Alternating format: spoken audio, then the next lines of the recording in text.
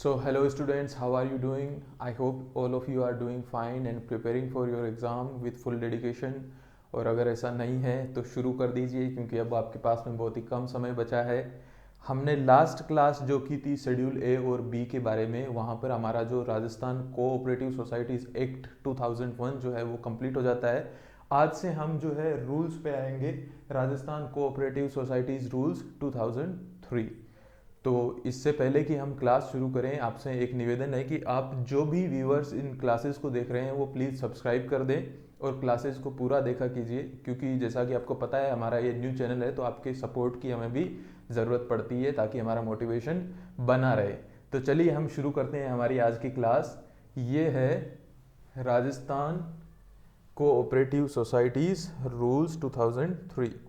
तो देखिए, रूल्स जो है, रूल्स के अंदर से आपको इतना एक्ट की तरह इसको रटने की ज़रूरत नहीं है। इसमें से रूल 1 2 ये नंबरिंग नहीं पूछी जाएगी, बट इसमें जो इन्फॉर्मेशन है वो इम्पोर्टेंट है। उस इन्फॉर्मेशन के आधार पे आपसे क्वेश्चन पूछा जा सकता है। तो आप इसके अंदर क्या पढ़ रहे हैं वो आपको याद रखना बहुत ज़रूरी है, इसलिए इन क्लासेस को आप बिल्कुल भी मिस मत कीजिए। अगर आप इन्हें मिस करेंगे और अंदर से कोई इन्फॉर्मेशन से रिलेटेड क्वेश्चन आ गया तो फिर आप उसको नहीं कर पाएंगे। चलिए, तो इसका चैप्टर फर्स्ट है प्रिलिमिनरी, एक्ट का भी प्रिलिमिनरी था। रूल फर्स्ट है show title extent and commencement, यानी संक्षिप्त नाम, विस्तार और प्रारंभ। ये जो है इसको राजस्थान सहकारी समिति अधिनियम, समिति नियम 2003 कहा जा सकता है। अधिनियम वो था, पूरे राजस्थान में लागू होगा। और ये जो है इसका राजपत्र में प्रकाशन है वो 30 अक्टूबर 2004 को इसका राजपत्र में प्रकाशन हुआ था और तभी से ये पूरे राजस्थान में लागू माने गए थे। हालांकि इसको विधानसभा में पास जो है वो 11 नवंबर 2002 को कर दिया था शायद, लेकिन जब से राजपत्र में प्रकाशन होता है तभी से इनको लागू माना जाता है। रूल सेकंड इज डेफिनेशन, परिभाषाएं हैं। एक्ट में भी हमारे पास में जो धारा 2 थी उसके अंदर परिभाषाएं थी, यहाँ रूल 2 के अंदर परिभाषाएं हैं। अधिनियम यानी एक्ट जो है यहाँ पर किसको माना गया है, राजस्थान कोऑपरेटिव सोसाइटीज एक्ट 2001 जो हमने पढ़ा था वो यहाँ पर एक्ट, जहाँ पर भी नाम आया इस पूरे रूल के अंदर वहाँ पर उस एक्ट का रेफरेंस लिया गया है। सेकंड है एग्रीकल्चरल मार्केटिंग सोसाइटी, यानी कृषि विपणन समिति। ये क्या है, इसका अर्थ है एक समिति जिसका मुख्य कार्य कृषि उत्पादों का विपणन, यानी कृषि से जितने भी उत्पाद निकलते हैं, भले ही वो आपकी फसल हो, चारा हो, इससे रिलेटेड जितने भी उत्पाद होते हैं उनका विपणन करना, यानी उनकी मार्केटिंग करना, और कृषि उत्पादन के लिए आवश्यक सामग्री जो है उनको यहाँ पर जो है आपूर्ति करना। आपको ये दोनों ध्यान रखने हैं, कृषि उत्पाद के लिए आवश्यक सामग्री की आपूर्ति कर रहे हैं तो भी वो एग्रीकल्चरल मार्केटिंग सोसाइटी होंगे, और अगर वो कृषि उत्पादों की मार्केटिंग कर रहे हैं या फिर उनके लिए आवश्यक सामग्री की आपूर्ति करें, दोनों केसेस में जो है उनको एग्रीकल्चरल मार्केटिंग सोसाइटी माना गया है। बोनस है कि समिति के लाभ से सदस्य या कर्मचारी को नकद या वस्तु के रूप में भुगतान करना बोनस है। कंज्यूमर सोसाइटी यानी उपभोक्ता सोसाइटी है एक समिति जिसका मुख्य उद्देश्य सदस्यों और ग्राहकों को वस्तुओं की खरीद, उत्पादन, प्रसंस्करण और वितरण करना है। यानी जो भी वस्तुएं होंगी उनकी खरीद फरोख्त, प्रोडक्शन, प्रसंस्करण यानी उनको स्टोर करके क्या बोलते हैं उनको, प्रसंस्करण यानी प्रोसेस करना, और वितरण यानी मार्केटिंग करना है, डिस्ट्रीब्यूशन करना है, सॉरी, वितरण यानी डिस्ट्रीब्यूशन करना है। कोऑपरेटिव बैंक का अर्थ है कि इस एक्ट के तहत पंजीकृत और बैंकिंग व्यवसाय करने वाली समिति को सहकारी बैंक बोला गया है। वर्ष जो है वो 31 मार्च को समाप्त होने वाला वर्ष है, ये आपको ध्यान रखना गया है। ये कौन से रूल में है, रूल नंबर 2 के अंदर, डेफिनेशंस के अंदर 31 मार्च को समाप्त होने वाले वर्ष को जो है इस संपूर्ण एक्ट के अंदर जो है फाइनेंशियल ईयर या वित्तीय वर्ष माना जाएगा। क्रेडिट सोसाइटी वो है जिसका मुख्य उद्देश्य अपने सदस्यों को ऋण देना है, और डिविडेंड वो है जो उसके शेयर होल्डर्स को जो है लाभांश में से जो हिस्सा दिया जाता है शेयर्स के आधार पर, उसको हम डिविडेंड बोलेंगे। नेक्स्ट डेफिनेशन हमारे पास में है कृषि समिति, फार्मिंग सोसाइटी, ऐसी सोसाइटी जिसका मुख्य कार्य जो है कृषि उत्पादन, रोजगार और आय में वृद्धि करना है। कृषि समिति, इसके एग्जांपल्स क्या हो सकते हैं, कृषि समिति वो हो गई जिसका मुख्य कार्य है कृषि का उत्पादन, रोजगार और आय में वृद्धि करना है। इसके अंदर वो सारी सोसाइटीज भी आती है जो कुछ इंडिविजुअल्स लोग जिनके पास छोटे छोटे खेत हैं उनको मिला करके अगर हम खेती करने के उद्देश्य से जो अगर एक सोसाइटी बना रहे हैं वो भी कृषि समिति में आते हैं। और अगर कुछ लोग रेंट पे लेकर के भी सोसाइटी की शुरुआत कर रहे हैं कृषिकारी या काश्तकारी के उद्देश्य से, वो भी कृषि सोसाइटी मानी जाएगी। सामान्य समिति जनरल सोसाइटी है जो किसी वर्ग में नहीं आती, जो ये जितनी भी डेफिनेशन है उनके अंदर फिट नहीं होती तो उसको सामान्य समिति माना जाएगा। हाउसिंग सोसाइटी जो है वो सदस्यों को आवास उपलब्ध करवाने के लिए होती है। बड़े बड़े मतलब शहरों के अंदर हाउसिंग सोसाइटीज होती होगी ना, आपने देखा होगा जहाँ पे फ्लैट्स होते हैं या फिर ऐसे सोसाइटीज होती हैं जिनमें घर होते हैं और घरों के अंदर जो है एक सोसाइटी द्वारा, जैसे तारक मेहता को आप देखते हैं तो तारक मेहता के अंदर जो सोसाइटी है गोकुल धाम, वो सोसाइटी है, वो कौन सी है, वो हाउसिंग सोसाइटी है, ये आपको याद रखना है। नेक्स्ट है नॉन क्रेडिट सोसाइटी, जो एक क्रेडिट सोसाइटी नहीं है वो नॉन क्रेडिट सोसाइटी मानी जाएगी। प्रोड्यूसर सोसाइटी वो है जो सदस्यों द्वारा उत्पादित वस्तुओं का निपटान या फिर उनको बेचना या उनको आगे किस तरह से यूज में लेना है उसका निपटान करना है, वो प्रोड्यूसर सोसाइटी हो जाएगी। और प्रोसेसिंग सोसाइटी वो है जो वस्तुओं को प्रोसेस करती है, जैसे हमारी डेयरी है वो एक तरीके से क्या है, प्रोसेसिंग सोसाइटी है। डेयरीज जितनी भी है वो फार्मर्स के प्रोडक्शन जो होता है उनसे जो है उत्पाद लेती है और उसको प्रोसेस करके आगे बेचती है। रिकवरी अधिकारी यानी रिकवरी ऑफिसर क्या होगा, एक ऐसा व्यक्ति जिसे अधिनियम की धारा 100 के तहत रजिस्ट्रार की शक्तियां प्रदान की गई है, वो रिकवरी ऑफिसर होगा। अगर किसी सोसाइटी से कोई रिकवरी करना है या किसी लोन वगैरह की रिकवरी करना है तो उसे रजिस्ट्रार की जो शक्तियां प्रदान की गई है वो रिकवरी ऑफिसर यहाँ पे माना जाएगा। रजिस्टरिंग अथॉरिटी वो है जो समिति को पंजीकृत करने में सक्षम है। पंजीकृत करने में सक्षम कौन होता है, रजिस्ट्रार होता है। और उसके अंडर अगर कोई दूसरा सब रजिस्ट्रार है उसको भी पंजीकृत अधिकारी रजिस्टरिंग अथॉरिटी माना जा सकता है अगर वो अपॉइंट करता है। सेल ऑफिसर वो है जिसे रजिस्ट्रार द्वारा संपत्ति को जब्त करने और बेचने का अधिकार दिया जाए, उसे सेल ऑफिसर बोला जाएगा। और धारा तो आपको पता ही है, वुमेन सोसाइटी वो है जिसका मुख्य उद्देश्य महिलाओं का आर्थिक उत्थान करना है, उसे वुमेन सोसाइटी बोला जाएगा।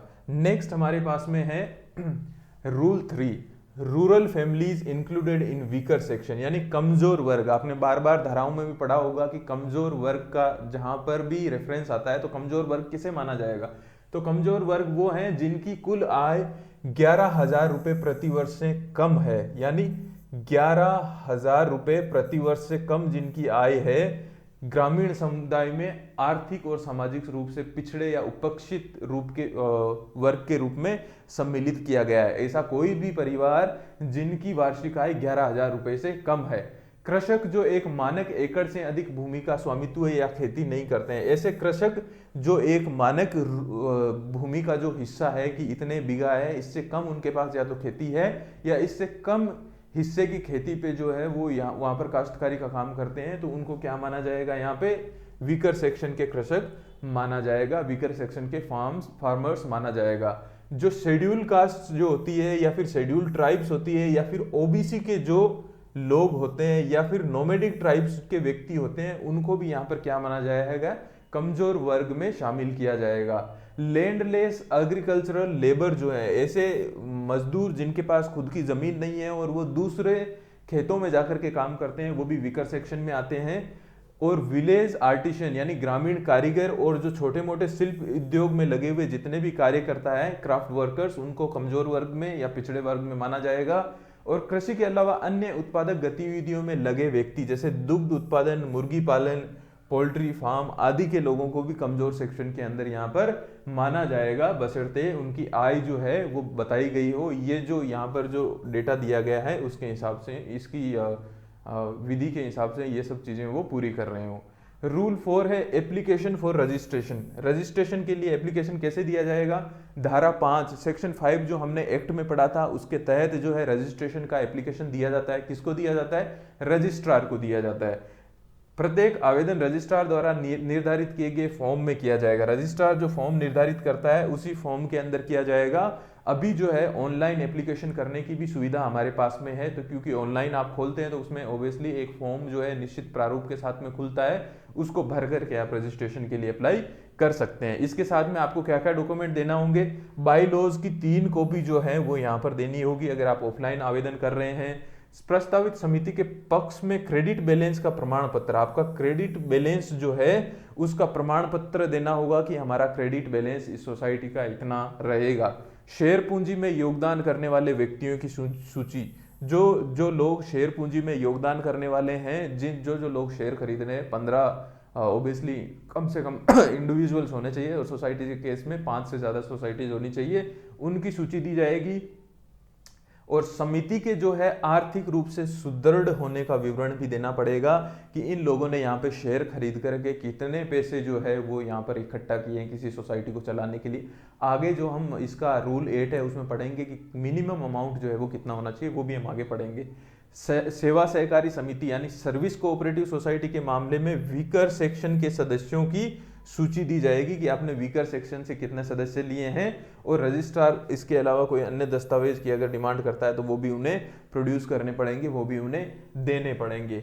नेक्स्ट हमारे पास में रूल 5 रजिस्ट्रेशन का जो प्रोसेस है। यहाँ पर रूल 4 क्या था? रूल 4 हमारे पास में एप्लीकेशन फॉर रजिस्ट्रेशन, और रूल 5 है प्रोसेस ऑफ रजिस्ट्रेशन या रजिस्ट्रेशन। रजिस्ट्रार जो है आवेदन की जांच करेगा, आपके एप्लीकेशन की जांच करेगा, और आवश्यकता पड़ने पर बाईलॉज में संशोधन करने का अवसर भी देगा। ऐसा नहीं है डायरेक्टली जो है रिजेक्ट कर देगा। आपको पता है रजिस्ट्रार के पास आप एप्लीकेशन देते हो तो कितने दिनों का टाइम होता है? 60 दिनों का टाइम होता है, और 60 दिनों में अगर उसे लगता है कि बाईलॉज के अंदर चेंजेस करने चाहिए, ये बाईलॉज हैं वो उचित नहीं है, तो बाईलॉज में चेंजेस करने का आपको अवसर देगा। इसके बाद में जो है समिति के पंजीकरण रजिस्ट्रार करके एक सर्टिफिकेट ऑफ रजिस्ट्रेशन जारी करेगा, और उसके बाद में आपकी सोसाइटी रजिस्टर मान ली जाएगी। और रजिस्ट्रार जो है वो जितनी भी सोसाइटीज हैं उनका एक रजिस्टर बनाए रखेगा, उनका रजिस्टर रखेगा कि कितनी सोसाइटीज जो है राजस्थान के अंदर वर्किंग कर रही हैं, कितनी रजिस्टर्ड सोसाइटीज है। नेक्स्ट है रिफ्यूजल ऑफ रजिस्ट्रेशन। अब मान लीजिए रजिस्ट्रेशन से रिफ्यूजल कर दिया, या आपका जो एप्लीकेशन जो आपने दिया है उसको रिजेक्ट कर दिया। यदि कोई प्रस्तावित समिति आवश्यक जानकारी प्रदान नहीं करती है तो रजिस्ट्रार पंजीकरण से इनकार कर सकता है। अगर कोई समिति जिसने एप्लीकेशन लगाया है और आवश्यक मांगी गई जानकारी प्रदान नहीं कर रही है, उसका फॉर्म सही फॉर्मेट में नहीं है, जो भी डॉक्यूमेंट साथ में लगाने हैं वो उन्होंने नहीं लगाए हैं, तो वो रिफ्यूज कर सकता है, रिजेक्ट कर सकता है रजिस्ट्रेशन से। पंजीकरण से इनकार करने का आदेश आवेदक को रजिस्टर्ड पोस्ट के माध्यम से भेजा जाएगा। किस लिए भेजा जाएगा? रजिस्टर्ड पोस्ट के माध्यम से भेजा जाएगा, ओरल नहीं होगा। ऐसा नहीं है फोन करके बोल दिया। रजिस्टर्ड पोस्ट क्यों यूज की जाती है वो मैंने आपको बताया था पहले भी, कि रजिस्टर्ड पोस्ट जो है उससे अगर आपके पास में कोई नोटिस आता है तो जब आप उसको रिसीव करते हैं तो आपका साइन होता है, जिससे ये कंफर्म हो जाता है कि आपके पास में जो सूचना या जो नोटिस भेजा गया था वो आपको मिल गया है। नेक्स्ट हमारे पास में cancellation of registration of A cooperative society. यहाँ पर रिफ्यूजल है, रूल 7 में कैंसिलेशन। कैंसिलेशन कब हो सकता है? यदि गवर्नमेंट को पता चलता है कि पंजीकरण के आवश्यक शर्तों को कोई भी सोसाइटी पूरा नहीं कर रही है तो रजिस्ट्रेशन कैंसिल कर सकती है, लेकिन उसे 14 दिनों का जो है नोटिस दिया जाएगा। नोटिस के बाद में जो है उसका रजिस्ट्रेशन कैंसिल हो सकता है। यदि समिति नोटिस का जवाब नहीं देती है तो सरकार रजिस्ट्रार को जो है उसका रजिस्ट्रेशन कैंसिल करने का निर्देश देगी। 14 दिन का नोटिस होता है। 14 दिन के नोटिस में आप जो है आपको किस वजह से आपकी सोसाइटी का रजिस्ट्रेशन कैंसिल किया जा सकता है, उसमें आपकी सुनवाई होती है। सुनवाई होने के बाद में आप उसका जैसे जवाब भेजते हैं। अगर जवाब में आप वो सारी चीज़ों पे सुधार कर सकते हैं या सुधार करने के इच्छुक हैं या उन्हें विश्वास में लेते हैं कि हम ये सुधार करेंगे इतने टाइम फ्रेम में, तो बचेगी, नहीं तो उसको रजिस्ट्रेशन को कैंसिल कर दिया जाएगा। ये 14 डेज है, वो बहुत इंपॉर्टेंट है। आपको कितने दिनों का नोटिस दिया जाएगा? 14 डेज का नोटिस दिया जाएगा। नेक्स्ट हमारे पास में क्लासिफिकेशन, सब classification, minimum share capital required at the time of registration, यानी पंजीकरण के समय आवश्यक वर्गीकरण, उप वर्गीकरण और न्यूनतम शेयर पूंजी। कोई भी सोसाइटी है उसको आप रजिस्टर करवाने जाते हैं तो गवर्नमेंट ने वहां पर जो है एक मिनिमम अमाउंट रखा हुआ है कि इतने अमाउंट की धनराशि आपकी सोसाइटी के नाम पे होनी चाहिए। वो आप कैसे लेके आएंगे? वो आप आपके जितने भी सोसाइटी के मेंबर्स जो शेयर होल्डर्स हैं जो रजिस्ट्रेशन के टाइम पे जा रहे हैं वो इकट्ठे होकर के उस राशि को जमा करेंगे और उसके बदले में उन मेंबर्स को क्या दिया जाएगा? शेयर्स दिए जाएंगे। तो अब देख लीजिए, सबसे पहले कृषि विपणन समिति यानी एग्रीकल्चरल मार्केटिंग सोसाइटी जो है वो अगर स्टेट लेवल पे है तो 25 लाख रुपए का अमाउंट कम से कम उनके पास होना चाहिए, तभी उनका रजिस्ट्रेशन मान्य किया जाएगा। फल सब्जी विपणन जो है उसके लिए फल सब्जी यानी जितने भी फ्रूट्स और वेजिटेबल्स मार्केटिंग सोसाइटीज होगी उनके लिए कम से कम 2 लाख, और अन्य जितनी भी मार्केटिंग सोसाइटीज है उनके लिए 1 लाख रुपए की रकम निश्चित की गई है। कम से कम इतना रुपया होना चाहिए तब आपका रजिस्ट्रेशन होगा। वहीं अगर कोई कंज्यूमर सोसाइटी है तो अगेन स्टेट लेवल पे 25 लाख, लेकिन अगर केंद्रीय थोक भंडार है, जैसे आपकी केंद्रीय बैंक सीसीबीज होती है, वैसे सेंट्रल लेवल पे है या फिर स्टेट लेवल पे ना होकर के डिस्ट्रिक्ट लेवल पे है या फिर डिवीजनल लेवल पे है, तो वहां पर उनके लिए 2 लाख, और अगर प्राइमरी लेवल पे है तो वहां पर उनके पास में 50,000 रुपए जो है होना चाहिए। कितना होना चाहिए? 50,000 रुपए कम से कम होने चाहिए, तभी उनका रजिस्ट्रेशन एक्सेप्ट किया जाएगा। अब अगर कोऑपरेटिव बैंक है तो अपेक्स बैंक में जो है 500 लाख, यानी कितना होना चाहिए हमारे पास में? 5 करोड़ रुपया कम से कम होना चाहिए, तभी जाकर के उसको रजिस्टर किया जाएगा। सेंट्रल बैंक है उसमें जो है 50 लाख रुपए होने चाहिए। शहरी बैंक जो है उसमें कितना होना चाहिए? अर्बन बैंक है उसमें 2 करोड़ कम से कम होना चाहिए। लैंड डेवलपमेंट बैंक के लिए 25 लाख होना चाहिए, और वेतनभोगी बैंक जो होते हैं उसके लिए 2 लाख रुपए होना चाहिए। वेतनभोगी बैंक यानी जो भी सैलरीड बैंक है उनके लिए 2 लाख रुपया होना चाहिए। फोर्थ हमारे पास में एग्रीकल्चरल सोसाइटीज। एग्रीकल्चरल सोसाइटीज खेती समितियां हैं, इसके अंदर सामूहिक खेती वाले, भले ही कोई सोसाइटी हो या फिर संयुक्त खेती वाली हो, दोनों के अंदर सामूहिक खेती कौन सी होती है? सामूहिक खेती वो होती है जब कुछ लोग मिलकर के सामूहिक रूप से जो है किसी जमीन को लेकर के उस पर खेती करना चाहते हैं, और संयुक्त खेती वो होती है जब लोग अपनी जमीन देकर के उसको इकट्ठा करके उस पर खेती करना चाहते हैं। दोनों में फर्क है, ठीक है। सामूहिक खेती वो होती है जब सामूहिक रूप से किसी जमीन पे खेती करना चाहते हैं, भले वो हो या उनकी हो या नहीं हो, भले वो उसे किराए पे ले रहे हो, भले ही वो उसे लीज पे ले रहे हो। लेकिन संयुक्त खेती वो होती है जब सोसाइटी जो मेंबर्स हैं उनकी खुद की खेती हो और उसको वो इकट्ठा करके यहाँ पर जो है करें। इन दोनों में बाईलॉज के हिसाब से होगा। जो सोसाइटी का बाईलॉ होगा उसके अंदर मेंशन जो अमाउंट होगा वो होना चाहिए उनके पास में। गवर्नमेंट ने इसके लिए कोई लिमिट डिसाइड नहीं की है। वैसे ही हाउसिंग सोसाइटीज जो होती है वो कोई सी भी हो, भले किराएदारी वाली हो या किराएदार सह स्वामित्व वाली हो या फिर अन्य हो, ये बाईलॉज के हिसाब से ही होगा, तो इसमें आपको कुछ याद नहीं रखना है। प्रोसेसिंग सोसाइटीज जो होती हैं, भले ही वो चीनी मिल, तेल मिल हो या फिर इंडस्ट्रियल प्रोसेसिंग हो, ये भी जो है बाईलॉज के हिसाब से होना चाहिए। नेक्स्ट है प्रोड्यूसर्स जो सोसाइटीज होती है, उसके अंदर जो है इंडस्ट्रियल प्रोड्यूसर है तो कम से कम उसके पास में कितना होना चाहिए? 25,000 रुपया। अगर लेबर प्रोड्यूसर है तो उसके पास में कम से कम कितना होना ही? 5,000 रुपया। और अगर एग्रीकल्चरल प्रोड्यूसर है तो उसके पास में कम से कम 10,000 रुपये इनकी राशि होनी चाहिए। साधन समितियां, यानी जो साधन समितियां हैं उनके पास में क्रेडिट संसाधन समिति के पास में 50,000, गैर क्रेडिट संसाधन समिति के पास में 1 लाख, और सेवा सहकारी समिति के पास में कम से कम 1 लाख रुपए का मिनिमम फंड होना चाहिए रजिस्ट्रेशन के टाइम में। वुमेन सोसाइटीज हैं वो स्टेट लेवल पे 5 लाख रुपए, सेंटर अगर डिविजनल या डिस्ट्रिक्ट लेवल पे है तो 1 लाख रुपए, और प्राइमरी लेवल पे है तो उनके पास में 5,000 रुपए कम से कम होने चाहिए। नॉर्मल जो सामान्य जनरल समितियां होती है, जैसे हो गया शिक्षा सुधार, इनके पास में कम से कम 5,000 रुपए, और अगर कोई व्यवसायिक और अन्य हैं तो उनमें बाईलॉज के हिसाब से जो है आपको मिनिमम अमाउंट होना चाहिए। तो बहुत बड़ा नहीं है इसको, ये मतलब अगर आप इसकी टेबल देखोगे बेरेक्ट में जाकर के तो काफ़ी उन्होंने एक विस्तार से डरावनी सी टेबल बना रखी है, लेकिन इसमें आपको पता है आपको कितना याद रखना है। जैसे ये जो है इसमें आपको याद यही रखना है, बाईलॉज के हिसाब से होगी, तो आपके 3 पॉइंट जो है वो यहाँ पर वैसे ही इसमें से क्या हो जाते हैं, आपके याद करने वाली हेडेक से बाहर चले जाते हैं। फिर जो भी हैं, जैसे ये ऊपर वाली 2 सोसाइटीज़ हैं, इनके अंदर एक प्राइमरी लेवल पे अलग है, बाकी दोनों में सेम है, तो इस तरह से आप याद कर सकते हैं। सबसे इंपॉर्टेंट आपको जो है, क्योंकि आप बैंकिंग की तैयारी कर रहे हैं तो सहकारी बैंक वाला ध्यान रखना है। अपेक्स बैंक के लिए कितना है? 5 करोड़। केंद्रीय बैंक सीसीबीज के लिए 50 लाख रुपए होने चाहिए आपके पास में।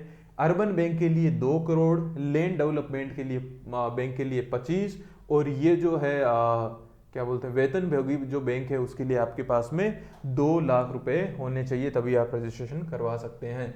नेक्स्ट है change of form and extent of liability. अब अगर कोई सोसाइटी चाहती है कि हमें अपनी लाइबिलिटी जो है उसके अंदर चेंजेस करना है। सोसाइटीज लाइबिलिटी के आधार पे कितनी टाइप की होती है? 2 टाइप की होती है। एक लिमिटेड लाइबिलिटी वाली सोसाइटी जिसके अंदर कोई भी शेयर होल्डर है वो नुकसान की स्थिति के अंदर अपने शेयर का अपनी जो शेयर वैल्यू है उससे 5 गुना तक भरपाई करने का अधिकारी होता है, उससे ज़्यादा उससे नहीं लिया जा सकता, या मतलब अधिकतम 5 गुना है। बाकी अगर बाइलॉज में उससे कम लिखा है तो कम भी हो सकता है। लेकिन अनलिमिटेड लाइबिलिटी वाली जो सोसाइटी होती है उनमें जो है उसके सदस्यों की जो पर्सनल एसेट्स हैं उनसे तब तक वसूली की जा सकती है जब तक कि पूरा जो है सोसाइटी का घाटा रिकवर नहीं हो जाता।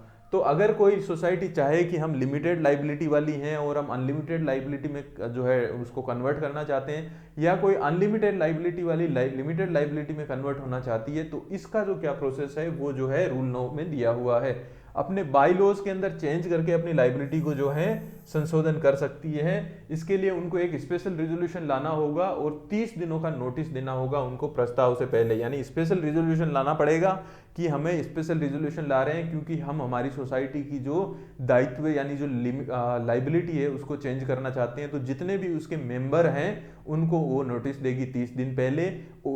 नोटिस किस लिए देगी? स्पेशल रिजोल्यूशन के लिए मीटिंग बुलानी है उन्हें। तो मीटिंग के लिए जहाँ उनको जो 30 दिन का नोटिस दिया होगा और इसके अंदर वो जो है उनकी जो भी वो पास करने वाले हैं उस रूल्स के अंदर जो भी चेंजेस होने वाले हैं उनकी कॉपी भी उनको दी जाएगी। अब मान लिए स्पेशल रिजोल्यूशन जो है वो पास हो गया और स्पेशल रिजोल्यूशन होने के बाद में ये भी हमने देखा था कि स्पेशल रिजोल्यूशन से कितने दिन पहले जो है वो रजिस्ट्रार को क्या करना होगा, नोटिस दिया जाना होगा। ये भी आपको यहाँ पर याद रखना है। उसके बाद में जो है रजिस्ट्रार को जो है जब स्पेशल रिजोल्यूशन पास हो जाए, स्पेशल रिजोल्यूशन कैसे पास होगा?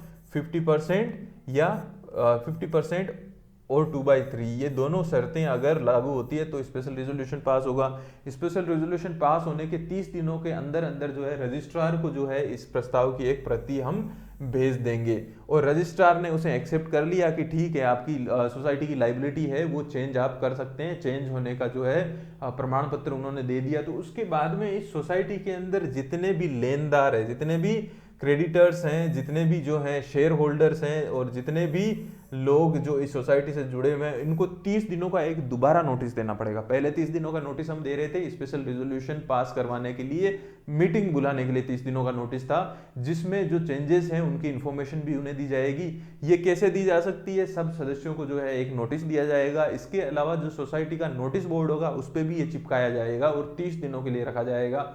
फिर स्पेशल रिजोल्यूशन मीटिंग का टाइम आएगा, रिजोल्यूशन पास करवाया जाएगा, फिर रजिस्ट्रार को 30 दिनों के अंदर अंदर इसकी कॉपी भेजी जाएगी। रजिस्ट्रार इसे अगर अनुमोदित करता है, पास करता है, तो पास होने के बाद में जैसे ही इस सोसाइटी की लाइबिलिटी में चेंजेस आएंगे तो इसके जितने भी क्रेडिटर्स हैं और जितने भी शेयर होल्डर्स हैं उनको नोटिस दिया जाएगा 30 दिनों का कि ये चाहे तो अपने शेयर्स को जो है वो निकाल सकते हैं, उनको इनकेस करवा सकते हैं। अगर कोई शेयर होल्डर है वो चाहता है कि लिमिटेड लाइबिलिटी की सोसाइटी थी और अब मैं अनलिमिटेड लाइबिलिटी के अंदर जो है नहीं पार्टिसिपेट कर सकता क्योंकि मुझे इसमें रिस्क ज़्यादा लग रहा है, तो उसके पास ये ऑप्शन रहेगा कि जो उस समय उस सोसाइटी के शेयर की वैल्यू है उतना पैसा उसको चुका दिया जाएगा और वो अपने शेयर जो है वो सोसाइटी को ट्रांसफ़र कर देगा। वैसे ही जो क्रेडिटर्स हैं उनके पास भी नोटिस जाएगा, उनको अपना जो भी जमा है वो उसमें से निकाल सकते हैं। और जो लोन वाले जो हैं, जो लोन जिन्होंने ले रखा है उनके पास भी लोन चुकाने का एक अवसर रहेगा। तो इन केसेस के अंदर ये चीज़ें आपको ध्यान रखनी है। 30 दिनों का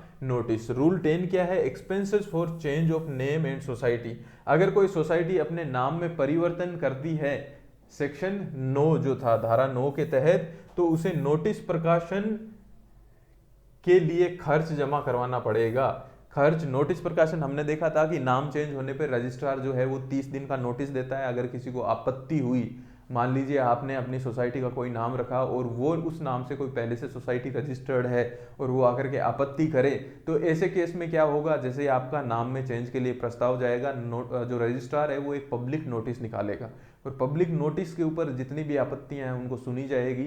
अगर आपत्ति कोई नहीं करता है 30 दिनों में, तब आपका नाम चेंज होगा। तो वो जो नोटिस होगा, जो पब्लिकेशन होगा, अगर आप अखबार में जाएंगे, डिजिटल मीडिया में जाएंगे, तो खर्चा तो आएगा नोटिस को पब्लिश करवाने का, तो वो कौन देगा? वो सोसाइटी देगी। वो आपको पहले ही जमा करवाना पड़ेगा रजिस्ट्रार के पास। ये रजिस्ट्रार द्वारा निर्धारित किया जाएगा और समिति को 7 दिनों के भीतर जमा करवाना होगा। जो सोसाइटी है जब भी एप्लीकेशन देती है उसके 7 दिनों के भीतर भीतर जो है इस खर्च को जमा करवाना पड़ेगा। और ये खर्च कितना होगा ये रजिस्ट्रार निर्धारित करेगा। जनरली जो है ये मतलब कुछ सालों के लिए ये एक रकम जो है वो तयशुदा रकम होती है, और जब रजिस्ट्रार को लगता है कि अब महंगाई बढ़ गई है तो वो इसे भी बढ़ा देते हैं। नेक्स्ट है rule 11, procedure regarding amendment of bylaws, यानी अगर आप समिति को जो है बाइलॉज में चेंजेस करने हैं तो उसकी प्रक्रिया क्या होगी, ये भी हम देख रहे हैं। सदस्यों को बैठक का नोटिस दिया जाएगा 15 दिन पहले, यहाँ पर 15 दिन पहले उनको नोटिस दिया जाएगा, और फिर एक स्पेशल रिजोल्यूशन बुलाया जाएगा। अगेन ये 50% और 2/3 के मैंडेट से पास होगा, और उसके रजिस्ट्रार को जो है नोटिस भेजा जाएगा जिसमें बाई लॉज के संशोधित नियमों की प्रतियां और अन्य दस्तावेज धारा 10 के हिसाब से सम्मिलित होंगे। ये आपको रूल 10 में याद रखना है। नेक्स्ट इज रूल 11 में याद रखना है। Next is rule 12, transfer of assets and liabilities, division and amalgamation of society, यानी सोसाइटीज का दायित्वों का हस्तांतरण, विभाजन और विलय। समिति की संपत्तियां और दायित्व के हस्तांतरण, विभाजन या विलय के लिए एक योजना स्कीम जो है वो बनाई जाएगी, पूरी की प्रॉपर स्कीम बनाई जाएगी कि किसको कौन सी प्रॉपर्टी ट्रांसफर करनी है, किसका किसके साथ अमालगमेशन होना है, और अमालगमेशन के बाद में उनके जो लाइबिलिटीज हैं वो कैसे जो है मैनेज की जाएगी, कौन सी प्रॉपर्टी किसके पास में जाएगी, जो नई सोसाइटीज बनेगी उसकी कमेटी में जो है उनके चुनाव कब होंगे, क्योंकि एक पूरा प्रोसेस है ना, एक या तो दो सोसाइटी मिलके एक नया सोसाइटी क्रिएट कर रही है, या फिर एक सोसाइटी जो है वो दो से अधिक भागों में टूट रही है, तो उसकी पूरी स्कीम जो है वो पेपर पे रिटर्न स्कीम तैयार की जाएगी, और जितने भी इसके मेंबर्स हैं और क्रेडिटर्स हैं उनको नोटिस भेजा जाएगा, और उनके ऑब्जेक्शंस और सजेशंस जो है सुने जाएंगे। ऐसा नहीं है कि जो समिति है, जो इसकी कमिटी है, उन्होंने डिसाइड कर लिया और ये हो गया, बिल्कुल भी नहीं। जितने मेंबर्स हैं उनके ऑब्लिगेशंस यानी आपत्तियां और सजेशंस जो हैं वो सुने जाएंगे। यहाँ पर ऑब्जेक्शंस एंड सजेशंस जो हैं वो सुने जाएंगे। 15 दिन पहले रजिस्ट्रार को सूचना दी जाएगी कि हम जो है एक ऐसा स्पेशल रिजोल्यूशन लेकर के आने वाले हैं जिसके अंदर हम या तो सोसाइटी की जो एसेट्स हैं उसको ट्रांसफर कर रहे हैं, या फिर डिवीजन या अमालगमेशन हो रहा है। और फिर बैठक के लिए 15 दिन पहले सदस्यों को सूचना दी जाएगी। पहले रजिस्ट्रार को 15 दिन पहले सूचना दी जाएगी, अगर वो हाँ कहते हैं तो फिर सदस्यों को 15 दिन पहले सूचना दी जाएगी, और उसके बाद में स्पेशल रेजोल्यूशन होगा। स्पेशल रेजोल्यूशन पास करवाने के बाद में रजिस्ट्रार को भेजा जाएगा, और रजिस्ट्रार जो है वो जो है फाइनल डिसीजन इस पे लेगा कि आप ये कर सकते हो या नहीं कर सकते हो। नेक्स्ट है proposal by registrar for amalgamation, division and reorganization of societies in public interest, यानी रजिस्ट्रार द्वारा संपत्तियों के विलय, विभाजन और पुनर्गठन का प्रस्ताव। रजिस्ट्रार को अगर पब्लिक इंटरेस्ट में लगता है कि किसी भी सोसाइटी के अमालगमेशन, डिवीजन या पुनर्गठन से जो है वो सहकारी आंदोलन को बढ़ावा मिल रहा है, या फिर ये इस प्रकार की सोसाइटी के हित में है, तो रजिस्ट्रार क्या करेगा, उसके मेंबर्स और क्रेडिटर्स को जो है प्रस्ताव भेजा जाएगा, और उनके से जो है ऑब्जेक्शंस और सजेशंस लिए जाएंगे और उन पे विचार किया जाएगा, और उनके ऑब्जेक्शंस और सजेशंस जो आ रहे हैं उसके हिसाब से ये यहाँ पर उनमें संशोधन कर सकता है, चेंजेस कर सकता है, और फाइनल ऑर्डर जारी करेगा। और ये फाइनल ऑर्डर जो है जारी होने के बाद में किसको जाता है, ये आपको याद होना चाहिए, ये किसके पास जाता है, सीईओ के पास में जाता है, और सीईओ नहीं है तो चेयरमैन के पास जाता है। उनके पास में कितना टाइम होता है, ये भी हमने एक्ट में पढ़ा था, आप बताइए कितना टाइम होता है, 3 महीने होता है शायद, तो इतना जो है वहां पर उनको टाइम दिया जाएगा एक्ट करने के लिए। और अगर वो 3 महीने में भी अगर इसके ऊपर कोई फाइनल डिसीजन नहीं लेते हैं तो फिर क्या होता है, फिर ये जो है गवर्नमेंट को चला जाता है ये मैटर पूरा का पूरा, जो इसे बाध्यकारी करती है। ठीक है, ये हमारा chapter first and chapter second जो है हमारे रूल्स के कंप्लीट हो गए हैं। अब इसके हम जो है एमसीक्यूज देख लेते हैं कुछ। राजस्थान सहकारी अधिनियम 2003 कब लागू हुआ, अभी हमने पढ़ा था 30 अक्टूबर 2004 को राजपत्र में प्रकाशन हुआ था, तभी से ये लागू है। अधिनियम का अर्थ क्या है, राजस्थान सहकारी समिति अधिनियम 2000 है। एक है कृषि विपणन समिति का मुख्य उद्देश्य क्या है, कृषि उत्पादों का विपणन, बिल्कुल सही है। कृषि उत्पादन के लिए आवश्यक सामग्री की पूर्ति, बिल्कुल ये भी सही है। तो यहाँ पर सी, ए और बी दोनों करेक्ट आंसर होगा।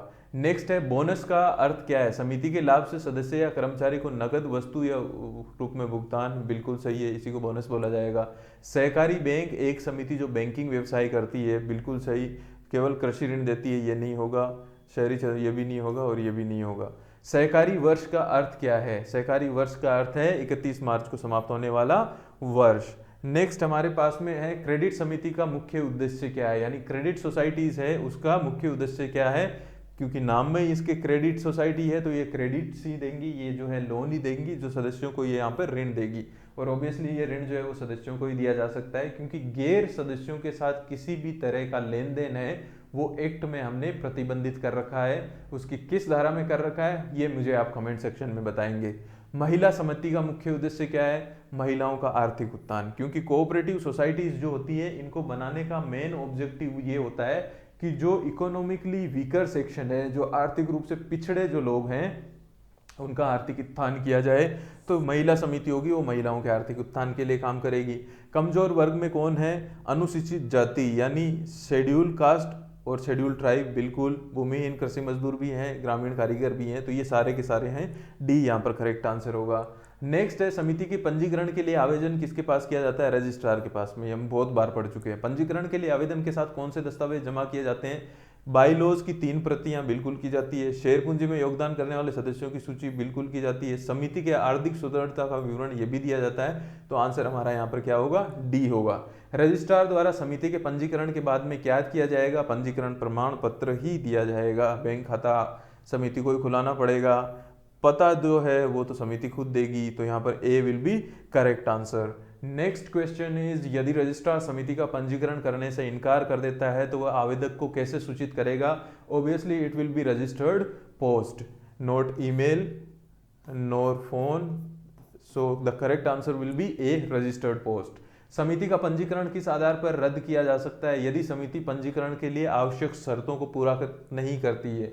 If a society is not fulfilling the requirement, जो रिक्वायर्ड शर्त हैं उनको पूरा नहीं करती है, तो यहाँ पर रजिस्ट्रेशन जो है वो क्या किया जा सकता है, रद्द किया जा सकता है। समिति के नियमों में संशोधन के लिए क्या आवश्यक है, obviously special resolution is required for amendment in bylaws. साधारण प्रस्ताव नहीं होगा, रजिस्ट्रार की अनुमति ऑब्वियसली आवश्यक है, लेकिन यहाँ पर विशेष प्रस्ताव जो है वो सबसे पहली नीड है। तो चलिए आज की हमारी रूल्स की ये क्लास जो है वो ख़त्म होती है यहीं पे। नेक्स्ट क्लास जो है हम इससे आगे वाले चैप्टर पढ़ेंगे। आप इस क्लास को पूरा देखिए, और अगर कुछ चीज़ समझ नहीं आती है तो आप कमेंट सेक्शन में लिख सकते हैं। अगेन मैं आपको बोलूँगा कि आप जो भी स्टूडेंट्स इस क्लासेस को इनको देख रहे हैं वो हमारे चैनल को सब्सक्राइब करें, और बाकी अगर आपके साथ वाले लोग जो हैं जो भी इस एग्ज़ाम की तैयारी कर रहे हैं उन तक भी शेयर करें, क्योंकि शिक्षा ही एक ऐसी चीज़ है जो बांटने से बढ़ती है। तो इसको आप बढ़ाएं, ज़्यादा से ज़्यादा फैलाएं, और कल की क्लास में हम फिर मिलते हैं। तब तक के लिए शुभ रात्रि।